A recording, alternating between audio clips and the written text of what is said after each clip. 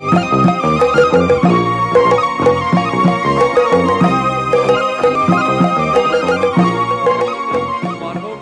مدیر کافری کسالای عصبی جمهوری تاجیکستان شادرمان عبدالمجید موسویچ پولوتوف در ناحیه در وادی زرافشان این تحقیقات بردگی بودند و اکثر مثلا اویلایی که خیش تبار اویلادار میشن در بین آنها بیماری های ژنتیکی موجود میشد، بیماری های زیاد میشد، سرچشمه بسیار چی هست. البته این 100% اثبات شدگی نیست، نه که کارهای علمی رفته است و خوب میشد که بهترش با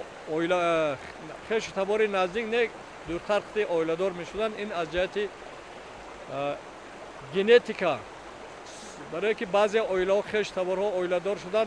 فرزندان ها یا به عقل تولد میشد یا که نقصان کتی تولد میشد یا که بعضی کمبوده های این دارد. این در عمل تطبیق می شود و امروز